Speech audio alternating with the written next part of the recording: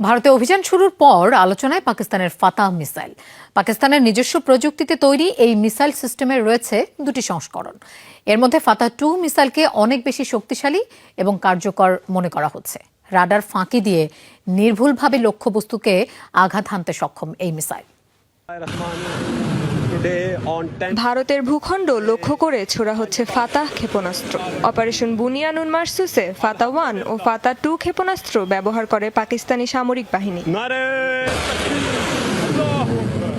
ইসলামাবাদের দাবি, স্বল্প ও মাঝারি পাল্লায় নির্ভুলভাবে আঘাত হানতে অত্যন্ত কার্যকর এই ক্ষেপণাস্ত্র। 250 থেকে 400 কিলোমিটার দূরের নির্দিষ্ট লক্ষ্যে আঘাত হানতে পারে ফাতাহ 2, যা ফাতাহ 1 এর প্রায় দ্বিগুণেরও বেশি। এর মাধ্যমে ধ্বংস করা সম্ভব শত্রু দেশের রাডার সিস্টেম, বিমান ঘাঁটি বা সাপ্লাই চেইন। এই মিসাইলের আরও একটি বিশেষ দিক হলো ফ্ল্যাট ট্র্যাজেক্টরি। সাধারণত ব্যালিস্টিক মিসাইল উঁচু বক্রপথে উড়ে যায়, যা সহজেই ধরা পড়ে রাডারে, কিন্তু ফাতাহ 2 উড়ে আসে অপেক্ষাকৃত নিচু সমান্তরাল পথে। ফলে এটি রাডার বা প্রতিরক্ষা ব্যবস্থার কাছে শনাক্ত করা কঠিন হয়ে পড়ে।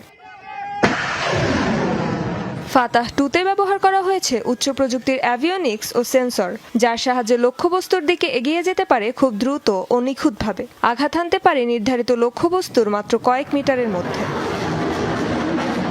সম্পূর্ণভাবে পাকিস্তানে নির্মাণ করা হয়েছে ফাতাহ সিরিজের ক্ষেপণাস্ত্রগুলো। প্রথমবার 2021 সালে পরীক্ষামূলকভাবে ছোড়া হয় এ মিসাইল।